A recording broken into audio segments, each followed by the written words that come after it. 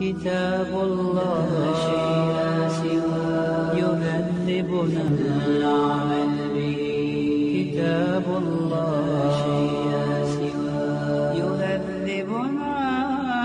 Programme پیش خدمت ہے قرآن آسان ہے. مفتی محمد اسماعیل تورو سے قرآن پاک سیکھنے کی سعادت حاصل کرتے ہیں. Recording engineer Wajid Mahmood. پیشکش اظہر نیاز. قرآن آسان ہے. هو معجزة الله الكبرى عن سر الكون يحدثنا الله تعالى أنزله ورسول الله معلمنا. بسم اللہ الرحمن الرحیم. گزشتہ جو درس تھا وہ 12واں رکوع ہم نے پڑھ لیا تھا اور اس کا ترجمہ اور مناسب تشریح. کچھ تشریح باقی ہے وہ آج بیان کرتے ہیں. گزشتہ درس کا خلاصہ یہ ہے کہ عورت اگر ماہواری میں ہے تو وہ قرآن نہیں پڑھ سکتی ہے اور نہ پکڑ سکتی ہے. اگر پکڑے تو کپڑے سے پکڑے اور ذکر، اذکار، درود شریف، اللہ کے نام، قرآنی دعائیں دعا کی نیت سے، تلاوت کی نیت سے نہیں، وہ پڑھ سکتی ہیں.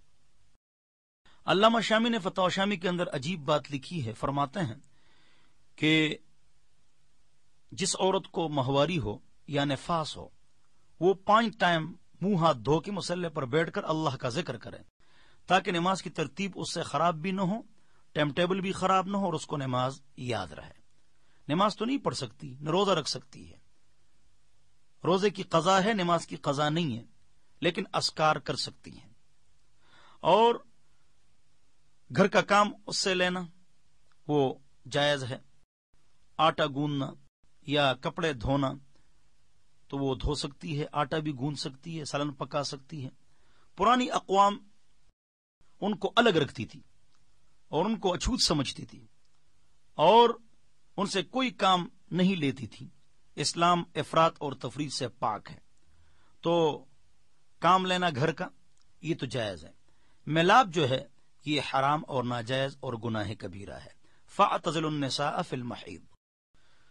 اگلی بات جو ہے وہ یہ ہے کہ ایک ہے ماہواری، تو کم سے کم 3 دن، زیادہ سے زیادہ 10 دن.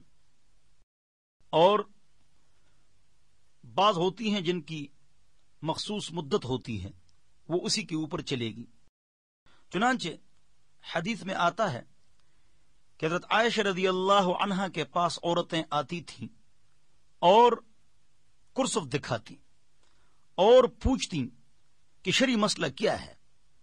تو حضرت عائشہ رضی اللہ عنہا ارشاد فرماتی لا تعجلن حتی ترین القصۃ البیضاء، کہ جلدی مت کرو، جب بلیڈنگ رک جائے اور آپ سفیدی دیکھ لیں بس آپ پاک ہو گئیں اور اب آپ غسل کر کے نماز روزہ شروع کر لیں اور احکام آپ کے اوپر آ گئے.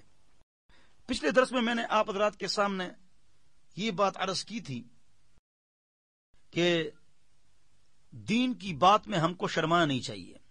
حضور اکرم صلی اللہ علیہ وسلم یہ احکام مسجد میں بیان فرماتے، مرد، عورتیں اور بچے یہ سب ہوتے.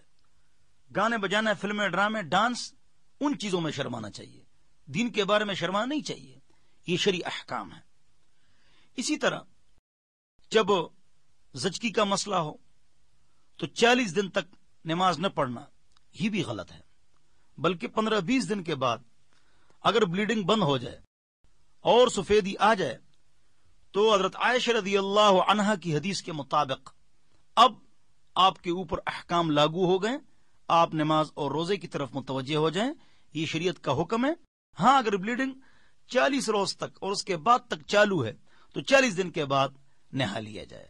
اور فَإِذَا تَطَهَّرْنَ فَأْتُوهُنَّ مِنْ حَيْثُ أَمَرَكُمُ اللَّهُ. بہرحال تو یہ شرعی احکام ہیں. اس کے علاوہ بعض ایسے مسائل ہیں کہ وہ یہاں بیان نہیں کیے جا سکتے ہیں. عالمات جنہوں نے علم کا کورس کیا ہوا ہو اور مستورات ہوں اور عورتیں ہوں تو تفصیلی معلومات وہ ان سے آپ حاصل کریں، اور قریبی کوئی معلمہ ہو جو عالمہ ہو اور اس نے باقاعدہ کورس کیا ہوا ہو، تفصیلی مسائل آپ ان سے سیکھ لیں۔ آگے پاک رب کا ارشاد ہے کہ اللہ کے نام کو نشانہ مت بناؤ۔ ایک آدمی یہ قسم کھا لے کہ میں بھائی سے بات نہیں کروں گا، امی کے گھر نہیں جاؤں گا، دو آدمی کے درمیان صلح نہیں کراؤں گا۔ اللہ خود فرماتے ہیں کہ ایسی قسم کھانا یہ گناہ ہے، اور اللہ کے نام کو تم نشانہ بناتے ہو اور قسم بھی غلط کھاتے ہو، یہ مت کرو۔ چنانچہ مسلم شریف کی روایت کے مطابق حضور اکرم صلی اللہ علیہ وسلم کا ارشاد ہے، من حلف علی یمین ورأى غیرها خیرا منها فلیأت بالذی هو خیر ثم لیکفر عن یمینہ۔ اور ایک روایت میں یکفر عن یمینہ ہے، اور پھر اس کے بعد فلیأت بالذی هو خیر ہے۔ بہرحال کہ اگر کوئی آدمی گناہ کے بارے میں قسم کھا لے کہ میں گناہ کروں گا، یہ تو غلط بات ہے، یا کسی نیکی کے بارے میں قسم کھائے کہ میں نماز نہیں پڑھوں گا، تقوی اختیار نہیں کروں گا، ماں سے بات نہیں کروں گا، تو نبی علیہ السلام کے ارشاد کے مطابق ایسی قسم توڑ دو اور اللہ تعالیٰ سے معافی مانگو اور کفارہ ادا کرو۔ کفارہ کیا ہے؟ وہ ہے 10 مسکینوں کو صبح شام کھانا کھلانا۔ اگر آپ مالدار ہیں اس کی قیمت دے دو یا کھانا کھلاؤ صبح شام، اور اگر آپ غریب ہیں تو 3 دن پیدر پہ آپ نے روزے رکھنے ہیں، یہ قسم کا کفارہ ہے۔ اگر آپ جھوٹی قسم کھا لیں فعل مستقبل پر، فیوچر ٹینس پر، اس میں کفارہ ہے۔ فعل ماضی پر جھوٹی قسم کھاؤ تو اس میں گناہ تو ہے لیکن کفارہ نہیں ہے۔ 3 قسمیں ہیں۔ ایک ہے یمین غموس، خدائی قسم میں نے کام نہیں کیا ہے اور کیا ہے، جھوٹ بول رہا ہے، اس میں گناہ کبیرہ تو ہے لیکن کفارہ نہیں ہے۔ اور فعل ماضی پر ایسی قسم کھانا، خدائی قسم میں نے کام نہیں کیا ہے اور کیا ہے لیکن بیچارہ بھول گیا ہے، اللہ فرماتے یمین لغو ہے اور اس پر پکڑ نہیں ہے، گناہ بھی نہیں، کفارہ بھی نہیں۔ ہاں، فعل مستقبل پر اگر آپ جھوٹی قسم کھائیں، خدائی قسم میں یہ کام نہیں کروں گا، فعل مستقبل فیوچر ٹینس، اور بعد میں وہ کام کر لو، اس میں کفارہ ہے۔ کیا کفارہ ہے وہ میں نے آپ کو بتا دیا ہے، آسان۔ 2 باتیں اور بھی ہیں، یہ میں نے 2 باتیں آپ کو آسان بتا دی۔ بہرحال تو حدیث شریف کے اندر آتا ہے کہ جھوٹی قسم مت کھاؤ۔ 3 لا يكلمهم الله يوم القيامة ولا يزكيهم ولا ينظر إليهم ولهم عذاب أليم، المنان والمسبل إزاره والمنفق صلعته بالحلف الكاذب، او كما قال النبی صلی اللہ علیہ وسلم۔ اللہ کمی بیشی معاف فرمائے، 3 آدمی ایسے ہیں جن سے اللہ رب العزت قیامت کے دن بات چیت نہیں فرمائے گا نرمی سے، ان کو نہیں دیکھے گا رحمت سے، اور ان کے گناہوں کو معاف نہیں فرمائے گا۔ ایک وہ آدمی جو کسی پر احسان کرے اور بعد میں جتلا دے، اور ایک ان کی نیچے رکھے، اور تیسرا وہ آدمی جو جھوٹ اپنا سامان بیچے۔ لہذا جھوٹی قسم سے آپ بچیں، جھوٹ بولنے سے، جھوٹی قسم سے، اور امانت میں خیانت سے، اور گالی دینے سے، اس سے اپنے آپ کو محفوظ فرمائیں۔ اگلا مسئلہ جو اللہ رب العزت نے ارشاد فرمایا ہے وہ یہ ہے کہ ایک آدمی قسم کھا لے، یؤلون، ایلا، یہ ہے مسئلہ ایلا، کہ خدائی قسم میں بیوی کے قریب نہیں جاؤں گا، اور مراد اس سے ملاپ نہیں کروں گا، منہ سے ہی بولے اور قصد ملاپ نہ کرنے کا کرے۔ یہ 2 شرائط یاد رکھو، تو 4 مہینے کے بعد ایک طلاق واقع ہو جاتی ہے اگر یہ قریب نہ جائے، اور اگر گیا 4 مہینے سے پہلے تو قسم کا کفارہ یہ ادا کرے گا، اس لیے کہ اس نے قسم کھائی تھی۔ یہاں سے لوگوں نے ایک غلط مسئلہ کشید کر لیا ہے۔ وہ یہ مسئلہ کشید کر لیا غلط کہ ایک آدمی اگر بیوی کے ساتھ 4 مہینے نہ ملے یا کچھ وقت نہ ملے ملاپ، تو بیوی حرام ہو جاتی ہے. یہ باتیں غلط ہیں. آپ کی بیوی ہے اور آپ ان کے ساتھ نہ ملے 2 سال بھی ملاپ نہ کریں تو اس سے بیوی حرام نہیں ہوتی. وہ قسم کھا کے نہ ملانے کا قصد کرنا اور منہ سے، یہ 3 شرائط ہو تب حرام ہوتی ہے. ویسے اگر کسی مجبوری یا بیماری یا دوری یا سفر کی بنا پر نہ ملے، یا میاں بیوی جدا رہے، طلاق نہیں ہوئی، اگر 50 سال بھی جدا رہے طلاق نہیں ہوتی، لوگوں میں غلط مشہور ہے، وہ اس کی بیوی ہے، اگرچہ اس طرح کرنا نہیں چاہیے. تو یہاں سے علماء کرام نے ایک اور مسئلہ بھی نکالا ہے. حضرت عمر رضی اللہ عنہ نے اس پر باقاعدہ اپنے زمانے میں یہ حکم جاری کیا تھا کہ ہر مجاہد 4 مہینے کے بعد گھر واپس لوٹ آیا کرے. میں یہاں پر عاجزانہ اور مؤدبانہ درخواست کروں گا کہ جو لوگ باہر ملکوں میں رہتے ہیں اور بیویوں کی خبر نہیں لیتے ہیں اور آتے نہیں ہیں، ایک تو اس میں یہ قباحت ہے کہ 4 ماہ کے بعد آنا چاہیے اور جلد از جلد آنا چاہیے، یا بیوی کو اپنے ساتھ لے جانا چاہیے. اور یہ صحابہ کی اور حضور اکرم صلی اللہ علیہ وسلم کی عادت تھی، لے جانا چاہیے، یا اگر آپ باہر ہیں تو 4 مہینے کے اندر اندر آیا کرو، مستحب ہے. اور اگر عورت کی بدکاری کا خطرہ ہو اور آپ نہ آئیں تو پھر واجب ہے. لیکن لوگ اس کا خیال نہیں کرتے ہیں اور سالوں سال باہر ملکوں میں رہتے ہیں اور جوان بیویوں کو یہاں چھوڑ دیتے ہیں. ایک تو شریعت کا مسئلہ ہے جو میں نے آپ کو بتا دیا، اور معاشرتی برائیاں اور بے حیائیاں اور جتنے نقصانات ہوتے ہیں معاشرہ اس کو جانتا ہے. ہر فرد جو اس دنیا میں آباد ہے، عقل رکھتا ہے، سوچ رکھتا ہے، اس کو پتا ہے کہ کتنے نقصانات ہو رہے ہیں. تو تمام مردوں سے گزارش ہے کہ وہ گھر والوں کو ساتھ رکھیں. اگر وہ سفر میں رہیں تو 4 مہینے کے بعد یا 6 مہینے کے بعد لوٹ کے آنا چاہیے. اور یہ عورتوں کے ساتھ زیادتی بھی ہے. اللہ ہم سب کو سمجھ عطا فرمائے. اگلا جو مسئلہ ہے وہ ماہواری کا جو ہے وہ یہ ہے کہ عدت جو ہے اکثر لوگ منہ سے کہہ دیتے ہیں کہ 3 مہینے ہیں. یہ الفاظ نہیں کہنا چاہیے، یہ الفاظ غلط ہیں. جس عورت کو ماہواری آتی ہے اس کی عدت 3 ماہواریاں ہیں، اس لیے کہ یہ جو عدت ہے 3 ماہواری کی، یہ کم وقت میں بھی یہ عدت پوری ہو سکتی ہے. مثلا 15 دن پاکی کے تو 15 3 45، اور اس کے ساتھ ملا دو 9، کتنے ہو گئے؟ 45 اور 9. تو یہ اگر آپ آپس میں آپ ملا لیں تو اتنے دن میں بھی 3 ماہواریاں گزر سکتی ہیں. 3 ماہواریاں گزر سکتی ہیں. تو 3 مہینے تب جب اس کو ماہواری نہ آئے. اگر ماہواری آئے پھر عدت جو ہے وہ 3 ماہواری ہے، 3 مہینے نہیں ہے. بہرحال ان باتوں کو آپ نوٹ فرما لیں. اسی طرح اگر وہ حمل میں اس کو طلاق مل گئی یا خاوند کا انتقال ہو گیا، پھر وہ 4 مہینے 10 دن یا 3 ماہواری والی عدت بات ختم ہو گئی. اب وضع حمل ہے. جب بچے کی پیدائش ہو جائے گی، طلاق کے 2 گھنٹے بعد یا خاوند کے انتقال کے 2 گھنٹے بعد اگر بچے کی پیدائش ہو گئی، عدت ختم ہو گئی. چنانچہ حضرت عبداللہ ابن عباس رضی اللہ عنہما سے روایت ہے کہ ایک عورت ہے، وہ حاملہ ہے، اس کے خاوند کا انتقال ہو جائے، خاوند کا انتقال ہو گیا، چارپائی پر ہے، اور اس کے بعد بچے کی پیدائش ہو گئی تو عدت ختم ہو گئی. وَلَوْ كَانَ زَوْجُهَا عَلَى سَرِيرٍ، اگر اس کا خاوند چارپائی کے اوپر ہے تو عدت کیا ہو گئی؟ ختم ہو گئی وضع حمل کے ساتھ.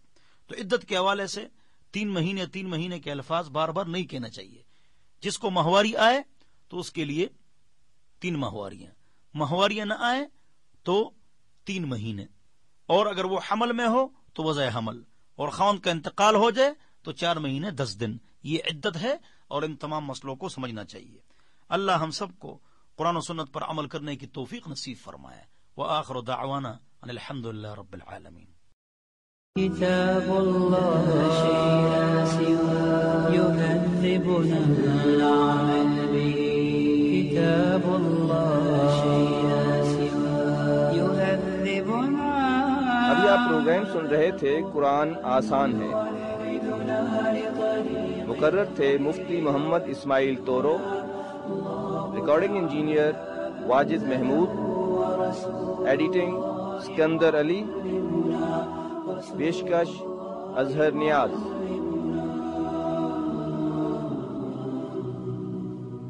ومعجزة الله الكبرى عن سر الكون يحدثنا الله تعالى أنزله ورسول الله معلمنا.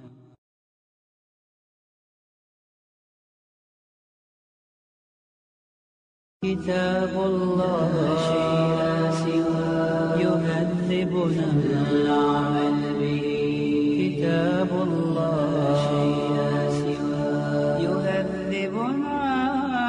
پروگرام پیش خدمت ہے قرآن آسان ہے۔ مفتی محمد اسماعیل تورو سے قرآن پاک سیکھنے کی سعادت حاصل کرتے ہیں۔ ریکارڈنگ انجینئر واجد محمود، پیشکش اظہر نیاز۔ قرآن آسان ہے۔ ومعجزة الله الكبرى عن سر الكون يحدثنا الله تعالى أنزله ورسول الله معلمنا. أعوذ بالله من الشيطان الرجيم. بسم الله الرحمن الرحيم. الطلاق مرتان فإمساكم بمعروف أو تصريح بإحسان ولا يحل لكم أن تأخذوا مما آتيتموهن شيئا إلا أن يخافا ألا يقيما حدود الله، فإن خفتم ألا يقيما حدود الله فلا جناح عليهما فيما افتدت به. تلك حدود الله فلا تعتدوها، ومن يتعد حدود الله فأولئك هم الظالمون. طلاق 2 بار ہے۔ اب آپ کی مرضی ہے کہ اس کو اچھے طریقے سے رکھو اور رجوع کر لو، یا عدت گزر جائے اور احسان کے ساتھ اس کو چھوڑ دو۔ اور تمہارے لیے یہ حلال نہیں کہ جو کچھ آپ لوگوں نے بیویوں کو دیا ہے وہ واپس ان سے لے لو۔ جو آپ نے قبضہ دے کے، ہبہ کر کے، گفٹ ان کو دیا ہے، ان سے مت لو۔ ہاں، اگر دونوں کو خوف ہو کہ وہ اللہ کے حدود کو قائم نہیں رکھ سکیں گے، پس اے حکمرانوں، فیصلہ کرنے والوں، جرگے والوں، اگر تمہیں ڈر ہو کہ میاں بیوی دونوں اللہ کے حدود اور باؤنڈریوں کو برقرار نہیں رکھ سکیں گے، تو تم دونوں کے اوپر کوئی گناہ نہیں، عورتوں کے اوپر اور مردوں کے اوپر جن کے طلاق کا واقعہ ہو چکا ہے، فلا جناح علیہما فیما افتدت بہ، پس میاں بیوی دونوں کے اوپر کوئی گناہ نہیں کہ اگر عورت کچھ فدیہ دے دے، خلا کی صورت میں فدیہ دے دے اور اپنی جان چھڑا دیں، اور اس فدیے کے بدلے خاوند طلاق دے دے، تو اس میں کوئی گناہ نہیں، تب جب مرد کی غلطی نہ ہو۔ تلک حدود اللہ، یہ اللہ کی حدود اور باؤنڈریاں ہیں، فلا تعتدوها، پس اللہ کے حدود کو مت پلانگو، تجاوز مت کرو، اور جو اللہ کے حدود کو پھلانگتا ہے، تجاوز کرتا ہے، پس یہی لوگ ہی ظالم ہیں۔ میرے محترم اور مکرم دوستوں اور بزرگوں، آپ حضرات کے سامنے جو آیت تلاوت کی گئی ہے، آیت نمبر 229 سورہ بقرہ، اس میں طلاق کا تذکرہ ہے، طلاق کے احکام ہیں۔ فدیے کا ذکر ہے، خلع کا مسئلہ ہے، اللہ کے حدود کے مسائل ہیں۔ ان کو بیان کرنے سے قبل ایک بات پچھلے درس کی رہ چکی ہے، وہ آپ حضرات کے سامنے بیان کرتا ہوں۔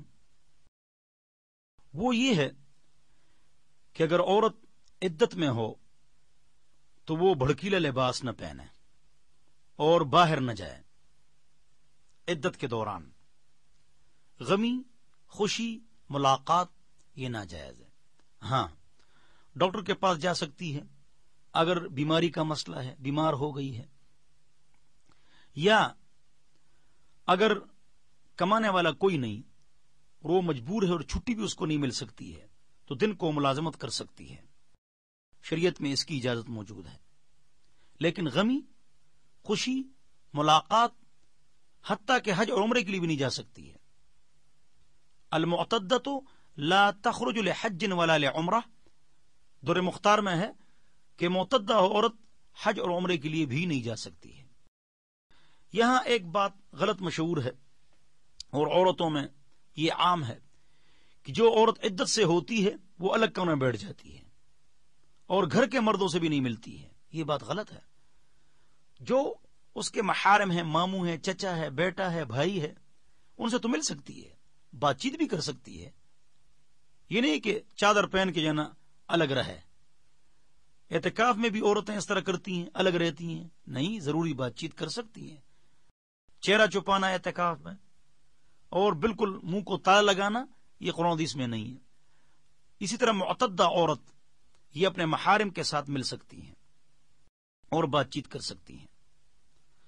اگلی بات، اللہ رب العزت نے ارشاد فرمائی کہ 1 یا 2 طلاقیں اگر ہیں تو خاوند کو زیادہ حق پہنچتا ہے کہ وہ عورت کو لے آئے۔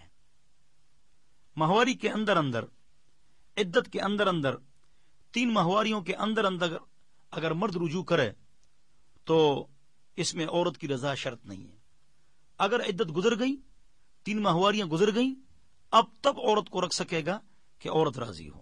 1 یا 2 طلاقوں کی صورت میں اگر عورت راضی نہ ہو تو پھر وہ عورت کو نہیں رکھ سکتا ہے۔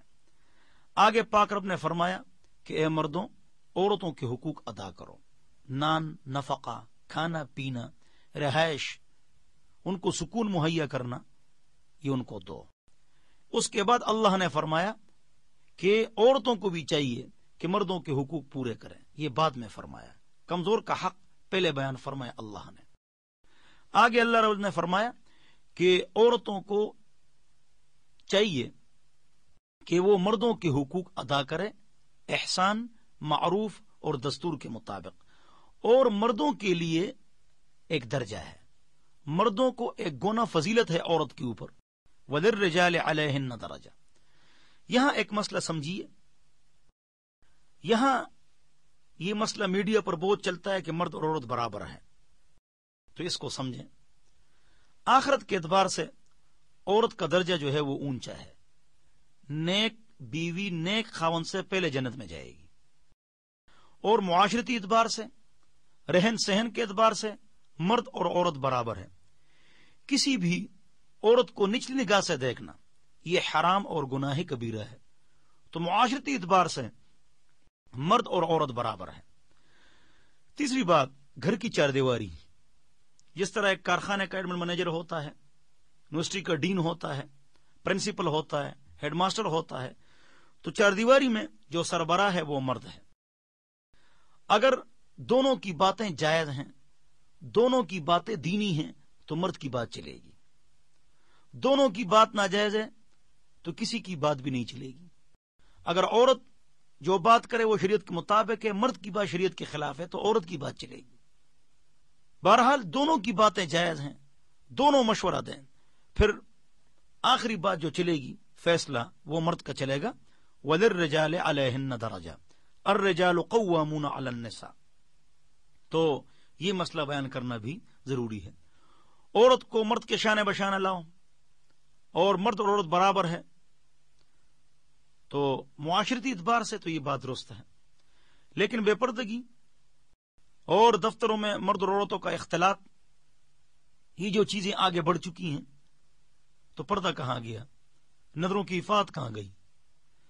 جب مرد اور عورت دونوں شانہ بشانہ آئیں گے تو پردہ، عفت، عصمت، نظروں کی حفاظت، جس کا حکم اللہ رب العزت نے قرآن میں دیا ہے، نبی علیہ السلام نے حدیث میں دیا ہے، یہ چیز کہاں چلی جائے گی؟ بہرحال تو عورتوں کے اپنے حقوق ہیں، مردوں کے اپنے حقوق ہیں۔ آگے طلاق کا تذکرہ ہے۔ اللہ فرماتے ہیں کہ 1 یا 2 طلاقوں میں رجوع کی گنجائش ہے۔ اگر عدت کے اندر رجوع کرو تو 2 گواہ مستحب اور بہتر ہیں، ضروری نہیں ہے۔ اگر مرد اپنی بیوی کو کہے میں نے تیری طرف رجوع کر لیا، بس رجوع ہو جائے گا۔ 1 یا 2 طلاقیں دی ہیں تو وہ کوڈ ہوں گی۔ مثلا اس نے 2 طلاقیں دی اور عدت کے اندر اس نے رجوع کر لیا، بعد میں 1 طلاق دی تو وہ پہلی والی 2 برقرار ہوں گی، وہ 2 اور یہ 1 مل کر 3 طلاقیں ہو جائیں گی، وہ کوڈ ہوں گی۔ اور اگر عدت گزر گئی، اس کے بعد اگر مرد 1 یا 2 طلاقوں کی صورت میں رجوع کرنا چاہے، پھر نیا نکاح کرنا پڑے گا، حلالے کی ضرورت نہیں، نیا نکاح کرنا پڑے گا، 2 گواہوں کی موجودگی میں ایجاب و قبول کرنا پڑے گا۔ لیکن اگر 3 طلاقیں ہو گئیں تو 3 ماہواری کے اندر بھی اور 3 ماہواری کے بعد بھی رجوع کی گنجائش نہیں ہے۔ 3 طلاقوں کے بعد رجوع کی کوئی گنجائش نہیں ہے، چاہے عدت کے اندر ہو یا عدت کے بعد ہو۔ ہاں، عدت کے اندر عورت شادی نہیں کر سکتی ہے، عدت گزر گئی پھر اگلی شادی کر سکتی ہے۔ اس کے بعد جو مسئلہ ہے وہ ہے حلالے کا۔ بعض لوگ حلالے کو احسان یا ثواب کا کام سمجھتے ہیں، اگرچہ یہ گناہ ہے۔ ابو شریف کی روایت ہے، لعن رسول اللہ صلی اللہ علیہ وسلم المحلل والمحلل له، حلالہ کرنے والا اور کروانے والا دونوں پر لعنت ہے۔ اور ایک حدیث میں حضور اکرم صلی اللہ علیہ وسلم نے حلالہ کرنے والے کو سانڈ کہا ہے، اور یہ گناہ ہے۔ لوگ کہتے ہیں احسان ہے اور ثواب ہے، شرط کا حلالہ یہ ناجائز ہے۔ وہ حلالہ جائز ہے کہ جس عورت کو 3 طلاقیں مل جائیں، اس کے بعد 3 ماہواریاں گزر جائیں، وہ کسی اور کے ساتھ نکاح کر لے اور اس کی باقاعدہ وہ بیوی بن جائے، وہ خاوند اس کا مر جائے یا کہیں لڑائی ہو جائے وہ طلاق دے دے، پھر یہ پہلے خاوند کے پاس آ سکتی ہے، یہ شریعت میں حلال ہے۔ یہ جو لوگ کرتے ہیں یہ موجب لعنت، گناہ کبیرہ، اور نبی علیہ السلام نے ایسے آدمی کو سانڈ کہا ہے، اور اس سے بچنا چاہیے اور اس کا خیال کرنا چاہیے اور لوگوں کو سمجھانا چاہیے۔ اگلی بات جو بہت ضروری ہے کہ ہر آدمی کو چاہیے کہ طلاق نہ دے۔ کیوں طلاق دے؟ والصلح خیر، اللہ قرآن میں فرماتے ہیں صلح بہتر ہے، لہذا حتی الامکان طلاق مت دو۔ چنانچہ نبی علیہ السلام کا ارشاد ہے، ابغض المباحات الی اللہ الطلاق، اللہ کے ہاں مبغوض چیز اگرچہ حلال ہے وہ طلاق ہے۔ حدیث شریف کی روح سے ابلیس سمندر کے اوپر تخت لگا کے چھوٹے جو شیطان ہوتے ہیں ان سے کارگزاری وصول کرتے ہیں۔ ہر شیطان آ کر کارگزاری سناتا ہے کہ آج میں نے یہ گناہ کروائے ہیں۔ جو شیطان یہ کہتا ہے کہ میں نے میاں بیوی کے درمیان تعلقات خراب کیے ہیں، اس کو ابلیس شاباش دیتا ہے اور اپنے قریب کرتا ہے۔ لہذا ہر آدمی کو چاہیے کہ طلاق نہ دے۔ مسلمان غور سے سنیں اور غصہ، لڑائی جھگڑا، پٹائی، مارکٹائی، سائیکالوجی ہٹ، نفسیاتی دباؤ میں عورت کو نہ رکھے، اچھے طریقے سے زندگی گزارے، گھر آئیں سلام کریں، ہنسمکھ ہو کر آئیں۔ بیوی نے والدین کا گھر شور کے لیے چھوڑا ہے، اس کے حقوق کا خیال کریں۔ اور اگر پھر بھی حالات نہ بن سکیں اور اختلاف برقرار ہو تو اللہ تعالی نے 3 طریقے بتائے ہیں۔ 3 کام کرو پھر طلاق دو۔ فعظوہن، ان کو اکیلے میں، لوگوں کے سامنے نہیں، پیار محبت سے سمجھاؤ، نصیحت کرو۔ اور پھر بھی اگر نہ سمجھے، وَهْجُرُوهُنَّ فِي الْمَضَاجِعِ، بستر جدا کرو. پھر بھی اگر نہ سمجھے وَضْرِبُوهُنَّ، ان کو مارو. قرآن میں ہے، بخاری شریف میں ہے، داغ نہ لگ جائے، ہڈی نہ ٹوٹے. اور شامی اور دیگر فقہ کتابوں میں اس کی شرائط لکھی گئی ہیں کہ مسواک کی طرح ڈنڈا ہو اور بغل ظاہر نہ ہو جائے، ڈنڈا کندھے کے پیچھے نہ جائے، داغ نہ لگ جائے، ہڈی نہ ٹوٹے، اور 3 ڈنڈوں سے زیادہ نہ ہو. معمولی مار، اس کو عقل آئے، یہ مراد ہے. یہ جو ہم مارتے ہیں نعوذ باللہ، لا تضرب امرأتک ضربک امیتک، اپنی بیوی کو اس طرح مت مارو جس طرح لونڈی کو مارتے ہو. جو لوگ اپنی بیویوں کو مارتے ہیں وہ تم میں سے اچھے لوگ نہیں ہیں، نبی علیہ السلام کا ارشاد ہے. لہذا اس سے بچنا چاہیے. جو بیویوں کے ساتھ ظلم کرتے ہیں اللہ ظلم کا بدلہ باہر ان سے نکال لیتے ہیں. کوئی پڑوسی بدماش یا کوئی افیسر ان پر مقرر فرما لیتے ہیں اللہ تعالیٰ، اور وہ بدلہ لیتے ہیں. عورت کمزور ہے، لہذا خیال کرنا چاہیے اور ان کے ساتھ زیادتی نہیں کرنی چاہیے. تو ان کو مارو. اگر پھر بھی معاملہ نہ بنے، دونوں طرف سے افراد بیٹھ کر وصلح خیر، صلح بہتر، ان کی صلح کرائیں. پھر بھی اگر معاملہ نہ بنے تو 1 طلاق دے دے. ہم فوراً طلاق دیتے ہیں، بعد میں روتے ہیں. ہمارے دارالفتہ میں روزانہ 80 فتوے آتے ہیں، 20 طلاق کے ہوتے ہیں، بعد میں روتے ہیں، روتے رہتے ہیں. اب رونے کا کیا فائدہ ہے؟ بہرحال 3 طلاقیں، اس حوالے سے تفصیلی گفتگو آئندہ درس میں ہوگی.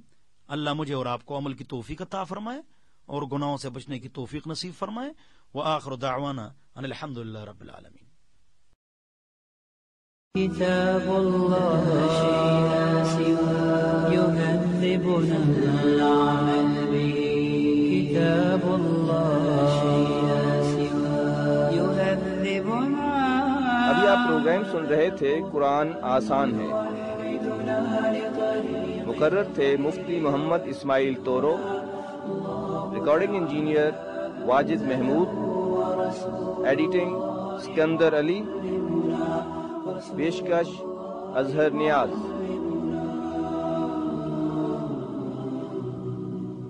هو معجزة الله الكبرى عن سر الكون يحدثنا.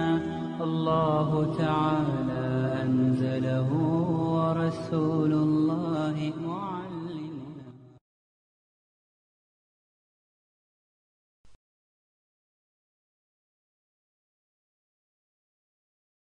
كتاب الله لا سوى يهذبنا العمل به. كتاب الله لا سوى يهذبنا.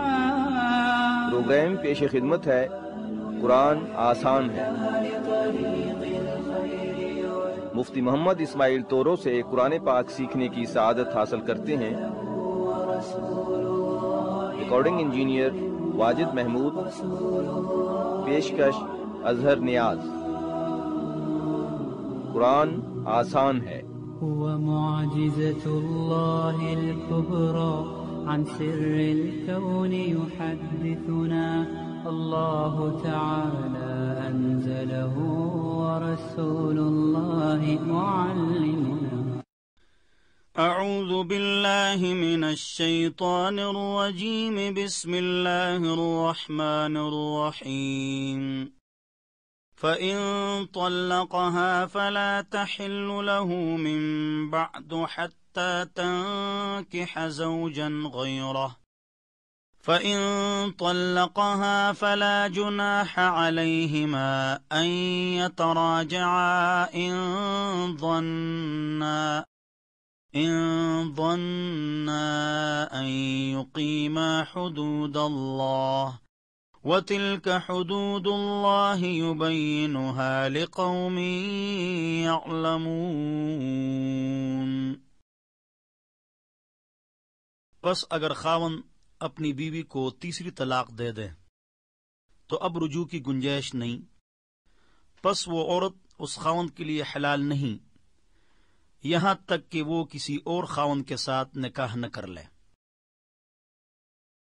پس اگر آدمی اپنی بیوی کو طلاق دے دے ایک یا دو طلاقوں کی صورت میں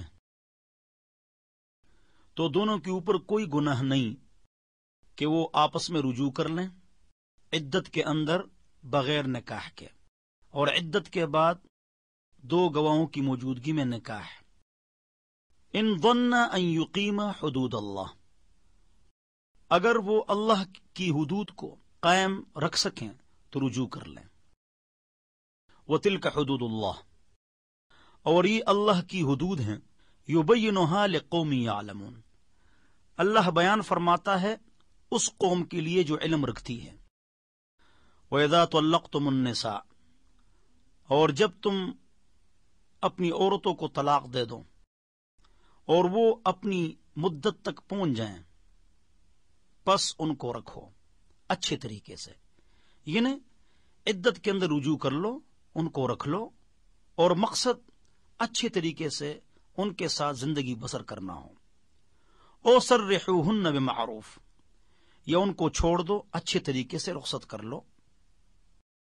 ولا تمسکوہن ضرارا لتعتدوا، اور عورتوں کو مت رکھو اپنے پاس، روکے مت رکھو ضرر پہنچانے کے لیے، ستانے کی خاطر، لتعتدوا، تاکہ تم ان کے اوپر زیادتی کرو، اور جو یہ زیادتی کرے گا ضرر کے لیے بیوی کو رکھے گا فقد ظلم نفسہ، یہ تو بیوی کو نقصان دے رہا ہے، لیکن حقیقت یہ ہے کہ اپنے ساتھ ظلم کر رہا ہے، آخرت میں سزا پائے گا۔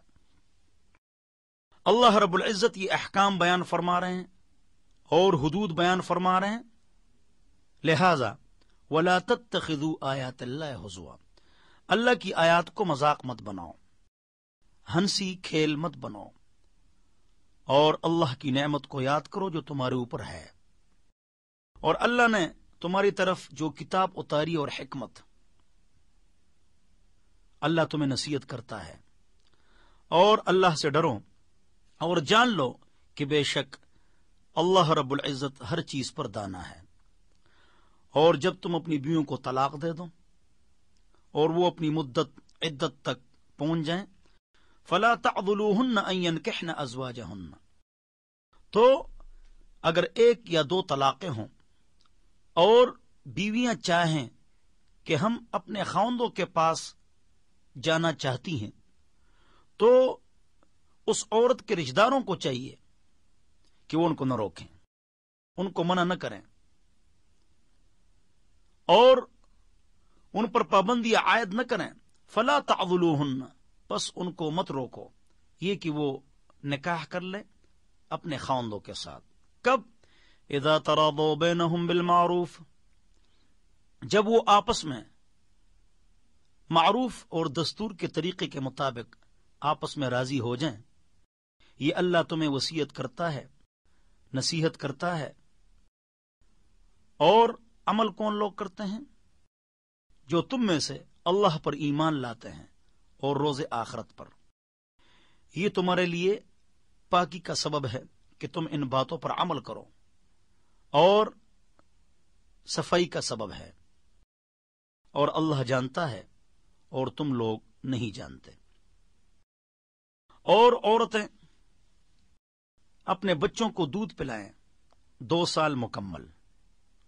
جو یہ ارادہ کرے کہ وہ دودھ پلانے کی مدت پوری کریں گے، اور جس کے لیے بچہ جنا گیا ہے یعنی والد، ان کے اوپر لازم ہے رزقہن و کسوتہن بالمعروف، جو دودھ پلا رہی ہیں ان کا خرچہ، ان کے کپڑے دستور کے مطابق۔ لا تکلف نفس الا وسعها، اور تکلیف نہیں دی جائے گی، تکلیف میں نہیں ڈالا جائے گا کسی آدمی کو مگر اتنی تکلیف دی جائے گی اور اتنا بوجھ ڈالا جائے گا جتنی اس کی طاقت ہے۔ جس طرح والد کو تکلیف نہیں دی جائے گی، اسی طرح لا تضار والدۃ بولدہا، والدہ کو بھی تکلیف نہیں دی جائے گی اس کے بچے کی وجہ سے۔ ولا مولود لہ بولدہ، اور جس کے لیے بچہ جنا گیا ہے یعنی والد کو بھی بچے کی وجہ سے تکلیف نہیں دی جائے گی، والدہ پر زبردستی کی جائے اس کی طاقت سے زیادہ ان پر بوجھ ڈالا جائے یا خاوند کے اوپر خرچہ زیادہ ڈالا جائے. وعلی الوارث مثل ذلک، اور وارث کے اوپر بھی لازم ہے بچے کا خرچہ جب والد نہ ہو. فَإِنْ أَرَادَا فِصَالًا، اگر دونوں ارادہ کریں کہ دودھ چھڑاتے ہیں، ان تراض منہما وتشاور، آپس میں رضا کے ساتھ اور مشورے کے ساتھ، تو دونوں کے اوپر کوئی گناہ نہیں. اور اگر تم ارادہ رکھو کہ تم اپنے بچوں کو دودھ پلواؤ، تمہارے اوپر کوئی گناہ نہیں کہ تم ان کو سونپ دو جو تم نے ان کو دیا ہے دستور کے مطابق. واتقوا اللہ، اور اللہ سے ڈرو اور جان لو، واعلموا ان اللہ بما تعملون بصیر، جو کچھ تم کر رہے ہو اللہ اس پر دیکھنے والی ذات ہے.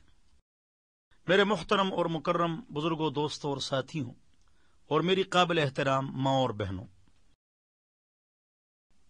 طلاق کے احکام میں نے بیان کر دیے کہ 1-2 طلاق میں رجوع کی گنجائش ہے. عدت کے اندر صرف منہ سے یہ کہنا کافی ہے میں نے تیری طرف رجوع کر لیا، اور عدت کے بعد 2 گواہوں کی موجودگی میں ایجاب و قبول کی ضرورت ہوگی، اور وہ 1 یا 2 طلاقیں آئندہ کوڈ ہوں گی. لیکن اگر تیسری طلاق دے دی تو کوئی گنجائش نہیں ہے. باقی جو حلالے کی بات ہے، ابو داؤد شریف کی روایت ہے، لعن رسول اللہ صلی اللہ علیہ وسلم علی المحلل والمحلل لہ، حلالہ کرنے والا اور کروانے والا دونوں پر لعنت ہے. اور حدیث میں اس آدمی کو سانڈ کہا گیا ہے. لوگ حلالے کو ثواب کا کام سمجھتے ہیں، اگرچہ یہ گناہ ہے. ہاں، صحیح حلالہ یہ ہے کہ جس عورت کو 3 طلاقیں مل جائے وہ کسی اور کے ساتھ نکاح کر لے اور اس کی بیوی بن جائے، اس کا خاوند مر جائے یا کہیں جھگڑا ہو جائے اور وہ طلاق دے دے یا وہ مر جائے، پھر یہ عدت گزار کے پہلے خاوند کے پاس آ جائے تو ٹھیک ہے. منصوبہ بندی کے ساتھ اور منصوبہ بندی کے تحت یہ کرنا یہ درست نہیں ہے اور یہ گناہ ہے. بہرحال حلالہ کی شرعی حیثیت میں نے آپ حضرات کے سامنے رکھ لی. اسی طرح فی مفتدت بھی میں سورہ بقرہ آیت نمبر 230 فدیے کا ذکر ہے. تو خلع کے مسئلے کو سمجھنا چاہیے. بعض اوقات پیسے دے کر عورت طلاق کا مطالبہ کرتی ہے اور خلع لیتی ہے. شریعت میں اس کی کیا حیثیت ہے؟ اگر غلطی بیوی کی ہو کہ خاوند بالکل ٹھیک ہے لیکن اس کا دل اس کے پاس اس کے ساتھ خوش نہیں ہے اور وہ اس کے پاس نہیں رہنا چاہتی، تو وہ چلی جائے، پیسے دے دے اور طلاق حاصل کر لیں جب عورت کا دل نہ چاہے اور مرد ٹھیک ہو. اگر مرد کی غلطی ہو تو پیسے لینا اس کے لیے مکروہ ہے. اب ایک اور جدید صورت بھی ہے کہ شرعی عدالت میں خلع کی ڈگری دائر کی جاتی، رد دائر کی جاتی اور ڈگری لی جاتی ہے خلع کی. اس کی شرعی حیثیت کیا ہے؟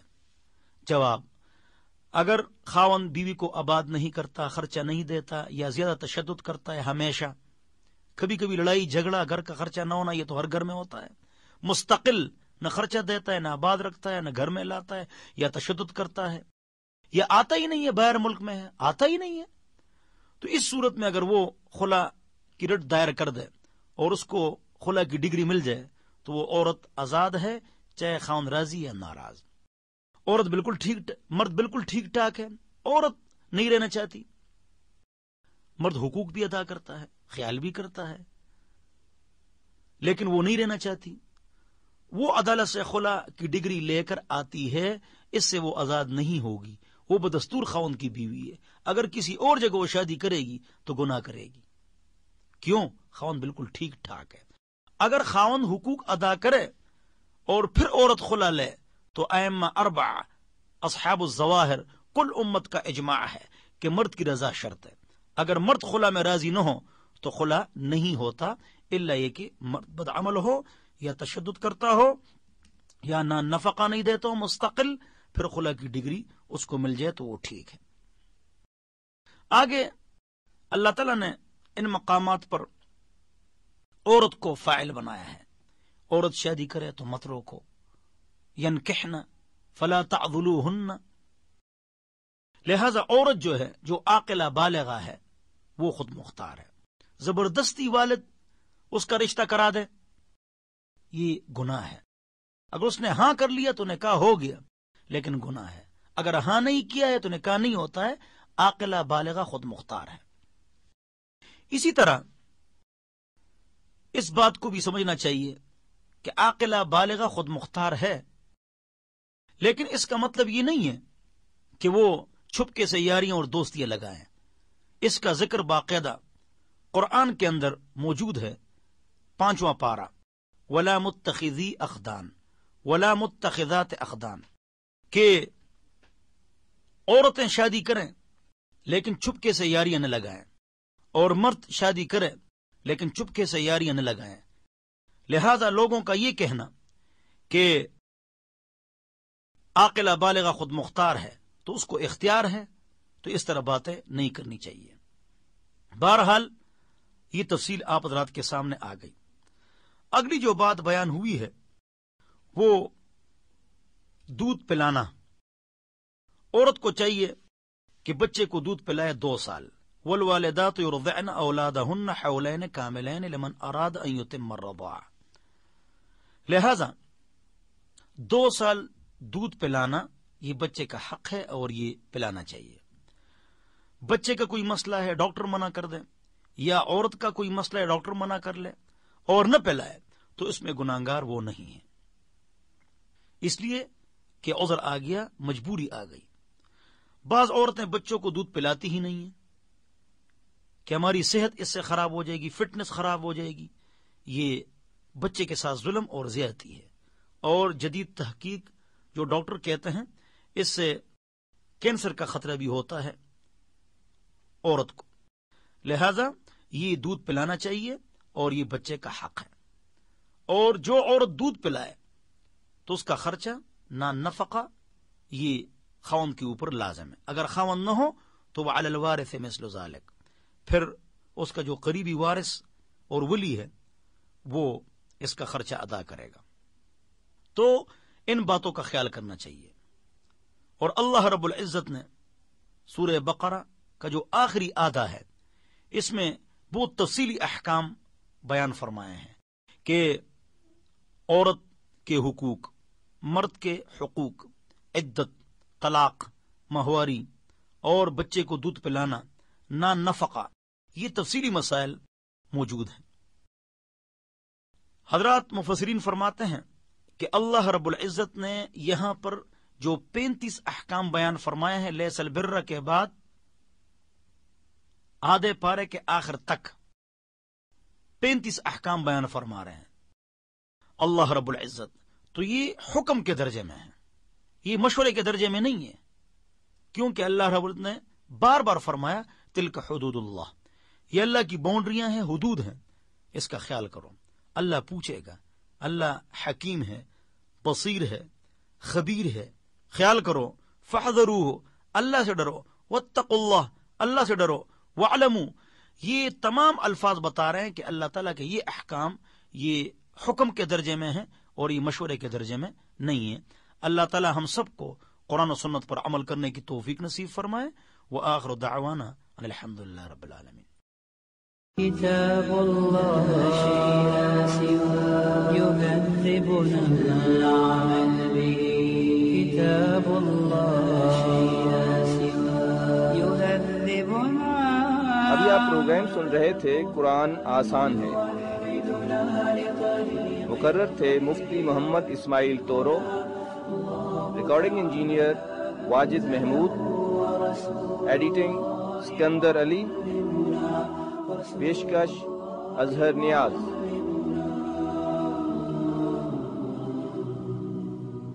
ومعجزة الله الكبرى عن سر الكون يحدثنا الله تعالى أنزله ورسول الله معلمنا.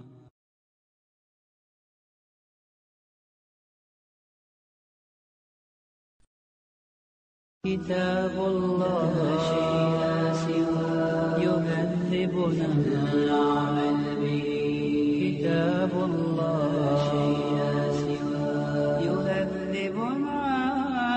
پروگرام پیش خدمت ہے قرآن آسان ہے۔ مفتی محمد اسماعیل تورو سے قرآن پاک سیکھنے کی سعادت حاصل کرتے ہیں۔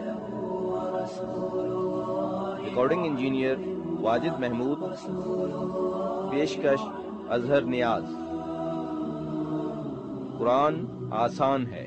ومعجزة الله الكبرى عن سر الكون يحدثنا الله تعالى أنزله ورسول الله معلمنا. أعوذ بالله من الشيطان الرجيم. بسم الله الرحمن الرحيم. والذين يتوفون منكم ويذرون أزواجا يتربصن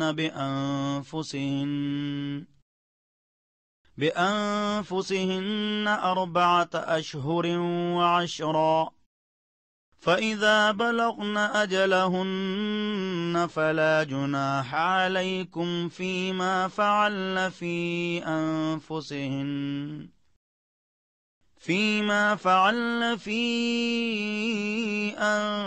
أنفسهن بالمعروف والله بما تعملون خبير. اور وہ لوگ جو تم میں سے فوت ہو جائیں اور وہ پیچھے بیویاں چھوڑ دیں تو وہ گھروں میں رہیں گی اور 4 مہینے 10 دن گھروں میں عدت گزارے گی. پس جب وہ اپنی مدت تک پہنچ جائیں فلا جناح علیکم، پس تمہارے اوپر کوئی گناہ نہیں ہے، فیما فعلن فی انفسہن بالمعروف، کہ وہی عورتیں جن کے خاوندوں کا انتقال ہوا اور عدت ختم ہو گئی وہ اپنے حق میں جو بھی اقدام کر لیں بالمعروف، دستور کے مطابق، شریعت کے خلاف نہیں، تو ان کے اوپر کوئی گناہ نہیں. اور اللہ رب العزت خبردار ذات ہے جو کچھ تم کر رہے ہو. اگر عورت کے خاوند کا انتقال ہو جائے اور وہ عدت کے اندر ہو تو اللہ رب العزت فرماتے ہیں وَلَا جُنَاحَ عَلَيْكُمْ فِيمَا عَرَّضْتُمْ بِهِ مِنْ خِطْبَةِ النِّسَاءِ، تمہارے اوپر کوئی گناہ نہیں ہے کہ تم اشارتاً کنایہ سے ان کو پیغام نکاح دے دو کہ مجھے ایسی عورت چاہیے، یا او اکننتم فی انفسکم، یا نہ بتاؤ ان کو، یہ بات دلوں میں چھپا لو. علم اللہ انکم ستذکرونہن، اللہ کو یہ بات معلوم ہے کہ تم ان قریب ان کے سامنے تذکرہ کرو گے، اس لیے اشارتاً اجازت آپ کو مل گئی کہ اشارتاً آپ پیغام نکاح دے سکتے ہیں. لیکن وَلَكِنْ لَا تُوَاعِدُوهُنَّ سِرًّا، لیکن تم ان کے ساتھ چپکے پوشیدہ طور پر وعدے مت کرو، مگر یہ کہ تم اچھی بات، معروف دستور کے مطابق کوئی اچھی بات کر لو، اور پکا عزم اور پختہ ارادہ ان کے ساتھ نکاح کا نہ کرو. کیوں؟ اس لیے کہ وہ عدت میں ہے. حتی یبلغ الکتاب اجلہ، ہاں اگر عدت پوری ہو جائے، اپنے مقام تک اجل پہنچ جائے اور عدت پوری ہو جائے، پھر اس کے بعد آپ بات کریں. وَاعْلَمُوا أَنَّ اللَّهَ يَعْلَمُ مَا فِي أَنفُسِكُمْ فَاحْذَرُوهُ، اور جان لو کہ بے شک اللہ رب العزت جانتا ہے جو تمہارے دلوں میں ہے، لہذا اسی ذات سے ڈرو. اور جان لو کہ اللہ رب العزت مغفرت والی ذات ہے اور بردبار. اور تمہارے اوپر کوئی گناہ نہیں ہے اگر تم بیویوں کو طلاق دے دو اور آپ نے ان سے ملاپ نہیں کیا ہو اور آپ نے ان کے لیے مہر مقرر نہیں کی ہو۔ تو اس صورت میں اگر طلاق ہو جائے نکاح کے بعد ملاپ سے پہلے تو کیا کرو گے؟ وَمَتِّعُوهُنَّ، ان کو ایک جوڑا دے دو۔ اب مہر نہیں ہے، اس لیے کہ مہر مقرر نہیں تھا اور ملاپ سے پہلے طلاق ہو گئی، لہذا ان کو جوڑا دے دو۔ کس طرح جوڑا؟ علی الموسع قدرہ، کہ مالدار کے اوپر اس کی طاقت کے مطابق اچھا جوڑا، وعلی المقتر قدرہ، اور غریب کے اوپر اس کی طاقت کے مطابق مناسب جوڑا۔ متاعا بالمعروف، یہ دستور کے مطابق کچھ فائدہ ہے اور یہ حق ہے ان لوگوں کے اوپر جو نیک لوگ ہیں، احسان کرنے والے ہیں۔ اور اگر تم اپنی بیویوں کو طلاق دے دو من قبل ان تمسوہن، اس سے پہلے کہ آپ نے ان کو چھوا ہو، ملاپ نہیں ہوا ہو، لیکن وقد فرضتم لہن فریضہ، اور ان کے لیے آپ نے مہر مقرر کر لیا ہو، فنصف ما فرضتم، نکاح کے بعد ملاپ سے پہلے مہر مقرر ہے اور طلاق ہو جائے تو پھر آدھا مہر ہے۔ الا ان یعفون، ہاں اگر عورتیں بخش دیں، معاف کر دیں کہ ہم مہر نہیں لیتی تو ٹھیک ہے۔ او یعفو الذی بیدہ عقدۃ النکاح، یا وہ شخص وکیل جس کے ہاتھ میں عقد نکاح ہے، نکاح کا گرہ ہے، تو وہ معاف کر دیں اور عورت کی طرف سے اس کو اختیار ہو تو ٹھیک ہے۔ وَأَن تَعْفُوا أَقْرَبُ لِلتَّقْوَىٰ، اور اگر تم معاف کر دو تو یہ تقوی کے قریب ہے۔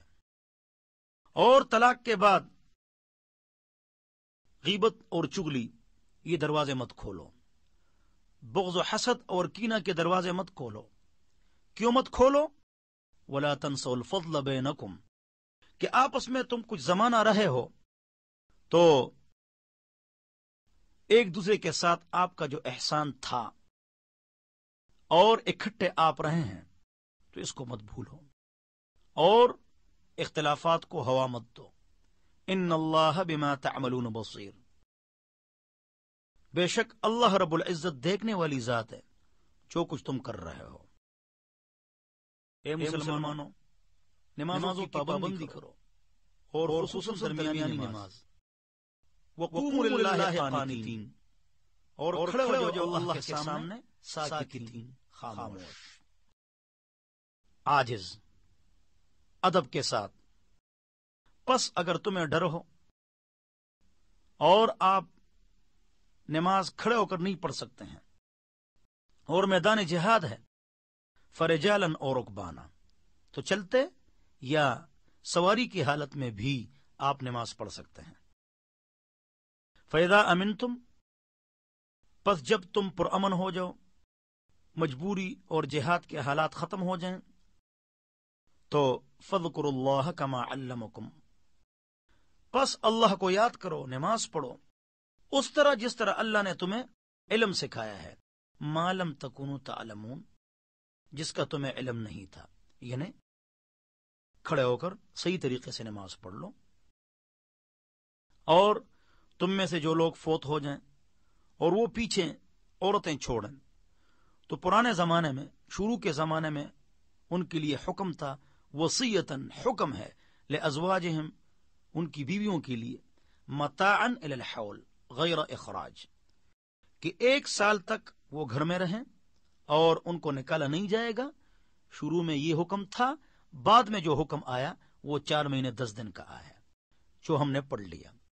فَإِنْ خَرَجْنَا، پس اگر وہ عورتیں نکل جائیں، تمہارے اوپر کوئی گناہ نہیں ہے، جو کچھ وہ اپنے حق میں فیصلہ کریں معروف طریقے سے، دستور کے مطابق، تو یہ جائز ہے۔ اور اللہ رب العزت غالب ذات ہے اور حکمت والی ذات ہے۔ اور وہ عورتیں جن کو طلاق مل جائے تو ان کو فائدہ دیا جائے گا معروف طریقے سے اور دستور کے مطابق۔ حقا علی المتقین، یہ متقیوں کے اوپر حق ہے۔ کذالک یبین اللہ لکم آیاتہ لعلکم تعقلون، اسی طرح اللہ رب العزت تمہارے لیے آیات بیان فرماتا ہے تاکہ تم میں عقل آ جائے۔ آپ حضرات کے سامنے طلاق، عدت اور مہر کے احکام چل رہے ہیں اور تفصیلی مباحث آپ حضرات کے سامنے گزر گئے۔ آج کا جو سبق ہے وہ یہ ہے کہ اگر ایک عورت کے خاوند کا انتقال ہو جائے تو 4 مہینے 10 دن اس کے ساتھ نکاح کرنا اس کے اندر حرام ہے۔ عدت کے اندر نکاح حرام ہے اور اس کے بعد نکاح جائز ہے، لیکن عدت کے اندر اس کو نکاح کا پیغام بھیجنا یہ بھی گناہ ہے۔ اشارتن کنایتن ان کے دل میں یہ بات ڈالنا کہ مجھے ایسی خاتون چاہیے، قرآن کہتا ہے، اللہ فرماتے ہیں کہ یہ جائز ہے۔ اگلی بات جو ہے، اللہ فرماتے ہیں کہ میں جتنے احکام آپ کو بتا رہا ہوں اس پر عمل کرو، اس کی مخالفت نہ کرو اور مجھ سے ڈرو۔ پھر آگے مہر کا مسئلہ بیان ہوا۔ مہر عورت کا حق ہے، لوگ ادا ہی نہیں کرتے ہیں، اور بعض لوگ تو پہلی رات اس کو کہتے ہیں معاف کرو، یا زبردستی یا اخلاقاً معاف کر لو۔ یہ خلاف شریعت ہے۔ آپ مہر اس کے حوالہ کر لیں، اس کے بعد اگر وہ از خود واپس کر لے تو یہ ٹھیک ہے۔ تو بعض لوگ غصہ کر کے معاف کراتے ہیں، یہ گناہ کبیرہ ہے۔ اور بعض لوگ پہلی ملاقات میں اس کو کہتے ہیں آپ مہر معاف کر لیں۔ اب وہ بیچاری اگر کہے گی کہ میں معاف نہیں کرتی تو گھر خراب ہو جائے گا۔ وہ کہتی ہے کہ ٹھیک ہے معاف ہے، یہ اچھی بات نہیں ہے، یہ عورتوں کے ساتھ ظلم ہے۔ حدیث شریف کے مطابق جو مہر نہ دے اور پکا ارادہ ہو کہ میں نہیں دوں گا تو وہ بدکاری کر رہا ہے۔ ہاں، تاخیر کو جائز تو وہ ادا کیا جائے گا۔ دوسری قسم بھی ہے منجم، معجل فوراً، معجل وقت مقرر کیا جائے، اور عند طلب جب لڑکی طلب کرے، اور ایک ہے منجم۔ اس کا مطلب یہ ہے کہ قسطوار ماہانہ قسط مقرر کی جائے تو یہ بھی شرعاً جائز ہے۔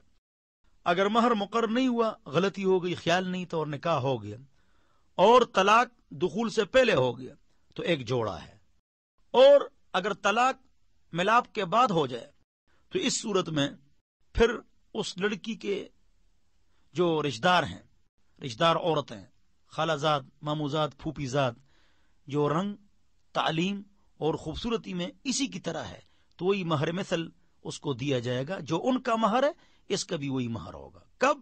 جب مہر مقرر نہیں تھا، خیال نہیں تھا، اور طلاق ملاپ کے بعد ہو جائے تو مہر مثل ہے۔ مہر مثل کیا ہے وہ میں نے بتا دیا۔ اگر مہر مقرر تھا مثلا 1 لاکھ، طلاق ملاپ سے پہلے ہو گیا، طلاق ہونے کی وجہ سے اب آدھا مہر ہوگا، یعنی 50,000 روپے۔ اور اگر طلاق ہو گئی ملاپ کے بعد اور 1 لاکھ مہر تھا، پورا مہر ادا کیا جائے گا۔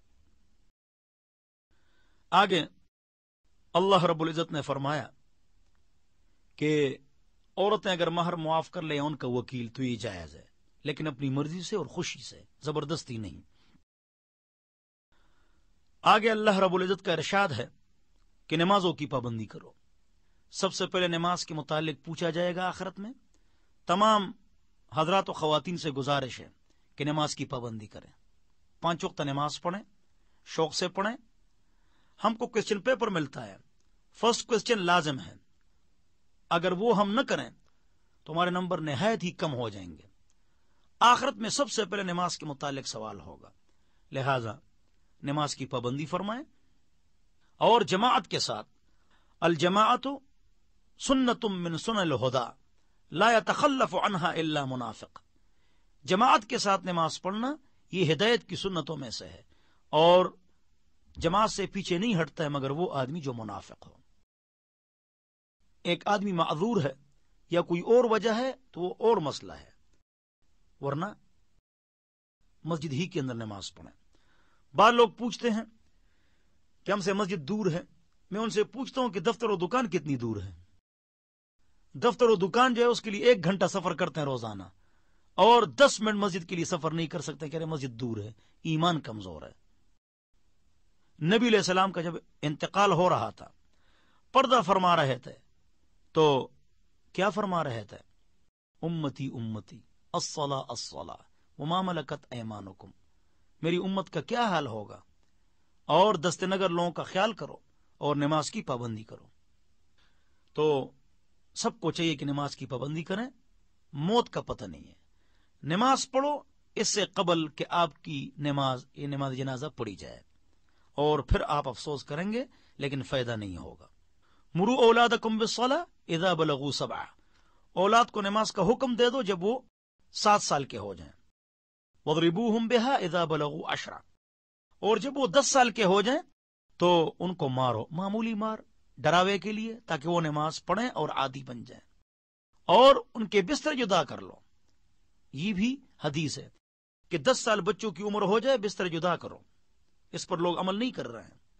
اور حدیث کا چوتھا ٹکڑا جو ہے وہ کیا ہے؟ جب وہ بالغ ہو جائے تو ان کی شادیاں کراؤ۔ ہم کہتے ہیں اپنے پیروں پر نہیں کھڑا ہے، 35 سال عمر ہو جاتی ہے، پیروں پر نہیں کھڑا ہے، کام نہیں ہے، گاڑی نہیں ہے، بنگلہ نہیں ہے، اور لڑکیاں وہ سٹیٹس کو دیکھتی ہیں، جہیز کو دیکھتی ہیں، تو رشتے میں دیر ہوتے ہوتے بات 35 سال تک پہنچ جاتی ہے۔ تو جب بالغ ہو جائیں تو ان کی شادی کراؤ۔ اور علی رضی اللہ عنہ سے روایت ہے کہ 3 چیزوں میں دیر نہیں کرنی چاہیے: ایک، جب جوڑ کا رشتہ مل جائے، اور نماز کا وقت ہو جائے، اور جنازہ جب حاضر ہو جائے۔ بہرحال تو نماز کی پابندی فرمائیں، موت کا پتہ نہیں ہے۔ اب اگر عذر ہے تو بیٹھ کے نماز پڑھو، جہاد ہے سواری پر پڑھ لو۔ بخاری شریف کی روایت ہے صلی قائما، کھڑے ہو کر نماز پڑھو، فإن لم تستطع فقاعدا، اگر طاقت نہ ہو تو بیٹھ کے نماز پڑھو۔ اور غالباً ابو داؤد شریف کی اگلی روایت ہے اللہ کہیں بیشی معاف فرمائے وَإِلَّا تُومِ ایمان، اگر طاقت بیٹھ کر کی بھی نہ ہو تو آپ اشاروں سے نماز پڑھیں، لیکن نماز معاف نہیں ہے۔ اللہ تعالی ہم سب کو 5 وقت نماز خصوصاً فجر کی جماعت کے ساتھ پڑھنے کی توفیق نصیب فرمائے۔ وآخر دعوانا ان الحمد للہ رب العالمین۔ كتاب الله لا سوى يهذبنا العمل به، كتاب الله لا سوى يهذبنا۔ ابھی آپ پروگرام سن رہے تھے قرآن آسان ہے، مقرر تھے Mufti Muhammad Ismail Toru, recording engineer Wajid Mahmood, editing Sikandar Ali, پیشکش اظہر نیاز۔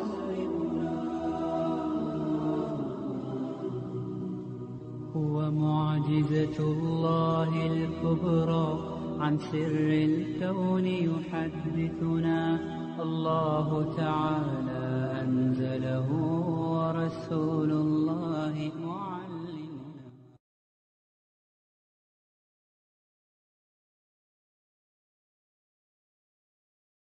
كتاب الله لا سوى يهذبنا العمل به، كتاب الله لا سوى يهذبنا۔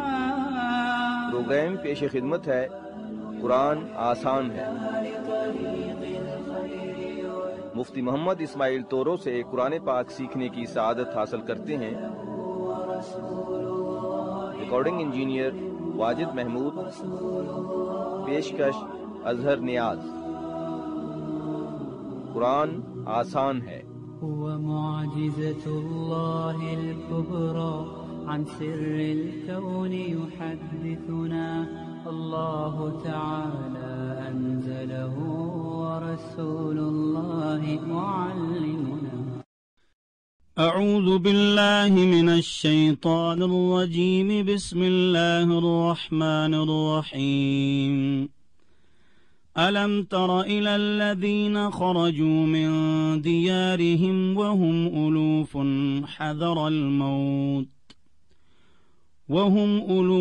حذر الموت فقال لهم الله موتوا ثم أحياهم، إن الله لذو فضل على الناس ولكن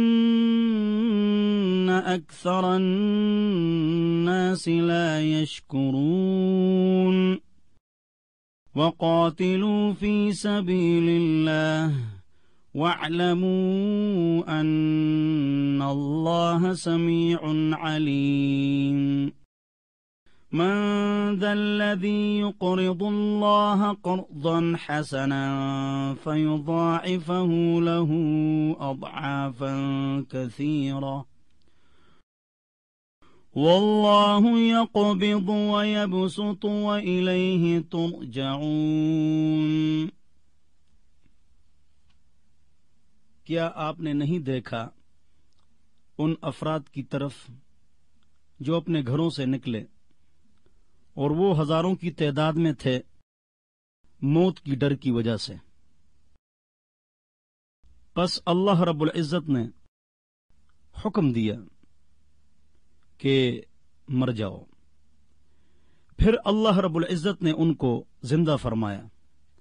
بے شک اللہ رب العزت لوگوں کے اوپر فضل والے ہیں، لیکن اکثر لوگ شکر نہیں کرتے۔ اے مسلمانوں، اللہ کے راستے میں کافروں کے ساتھ لڑو اور جان لو کہ بے شک اللہ رب العزت سننے والی ذات ہے تمہارے اقوال کو اور جاننے والی ذات ہے تمہارے احوال کو۔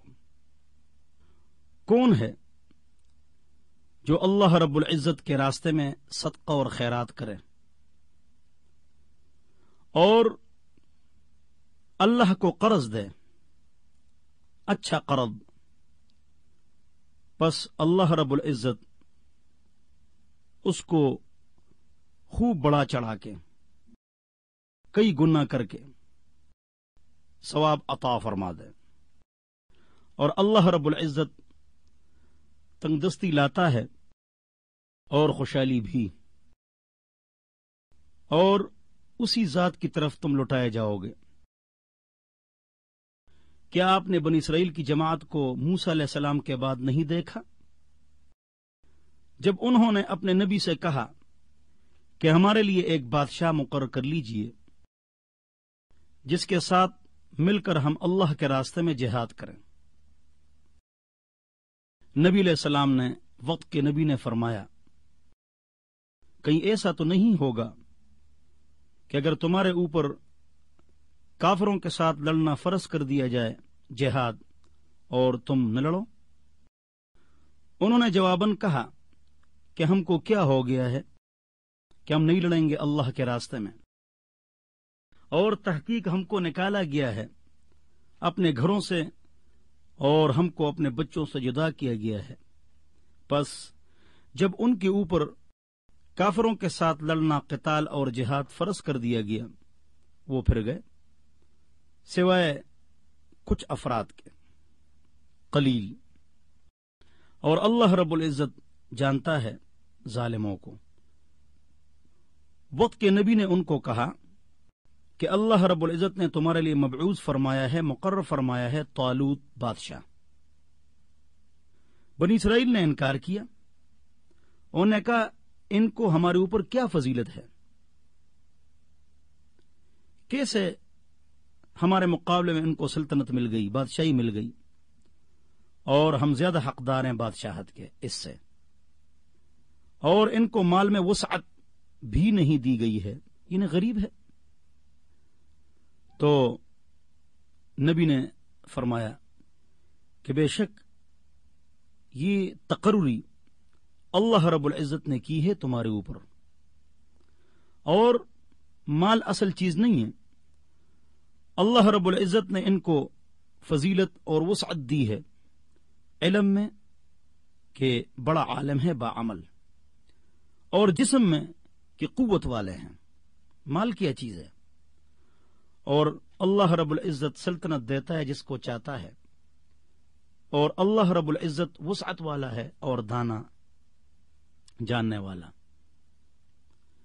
ان کو ان کے نبی نے کہا کہ ان کی سلطنت کی نشانی یہ ہے کہ تمہارے پاس ایک تابوت اور ایک صندوق آنے والی ہے، اس میں سکون ہے تمہارے رب کی جانب سے، اور جو کچھ موسیٰ اور ہارون علی نبینا و علیہم الصلاۃ والسلام ان کے آل اولاد نے جو کچھ تبرکات چھوڑی ہیں، فرشتے اٹھا کے لائیں گے وہ صندوق.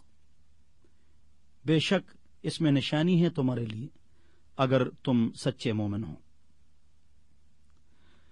جب طالوت لشکر لے کر چلا تو انہوں نے کہا کہ بے شک اللہ رب العزت ابھی آپ کا امتحان لینے والے ہیں ایک نہر سے. اب ہم نہر پر گزریں گے اور جابر قوم سے ہماری لڑائی ہوگی، جہاد ہوگا، قتال ہوگا. افراد تھے ہزاروں کی تعداد میں اور طالوت کے ساتھ روانہ تھے بنی اسرائیل جہاد کے لیے. فمن شرب منہ فلیس منی، پس جو اس نہر سے پانی پی لے وہ مجھ میں سے نہیں، اور جو نہ چھکے تو وہ مجھ سے ہے، میرا ساتھی ہے. ہاں، اگر کوئی ایک چلو پانی پی لے اپنے ہاتھ سے تو اس کی اجازت ہے. فشریبو منہ، ہزاروں کی تعداد میں سب بنی اسرائیل نے پانی پی لیا. الا قلیلا منہم، 313 افراد قلیل تعداد میں، ان میں سے انہوں نے پانی نہیں پیا. بس طالوت علیہ السلام جب یہ لشکر کو اٹھا کے لے گیا اور نہر کو پار کر گئے اور وہ مومن جو ان کے ساتھ تھے تو جنہوں نے پانی پیا تھا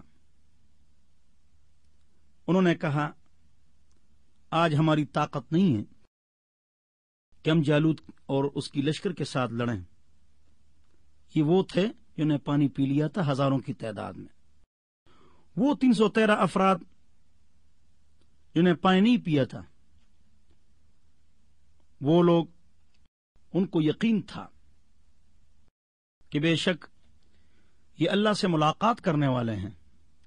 اللہ کی ذات پر یقین مضبوط تھا.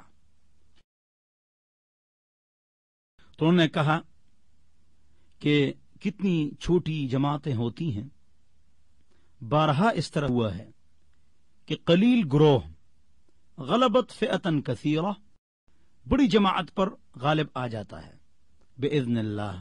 یہ ان کا کمال نہیں ہوتا ہے، اللہ کا حکم ہوتا ہے، اور اللہ صبر کرنے والوں کے ساتھ ہے.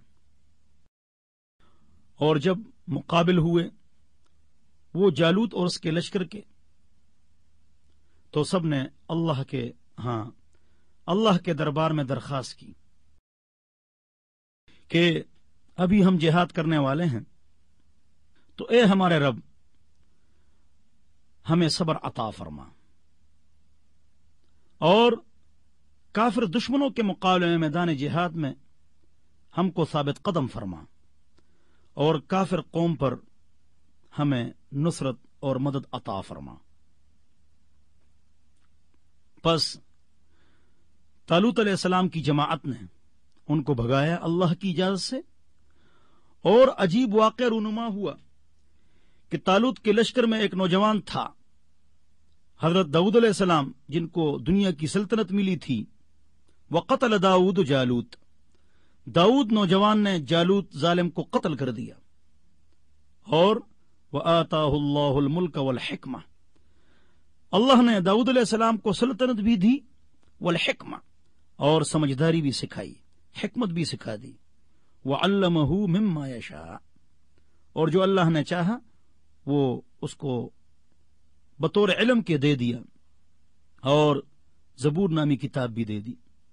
آگے اللہ رب العزت فرما رہے ہیں، دوسرا پارہ آخری 2 آیتیں، اللہ فرما رہے ہیں کہ جہاد برائے فساد نہیں، جہاد برائے امن ہے.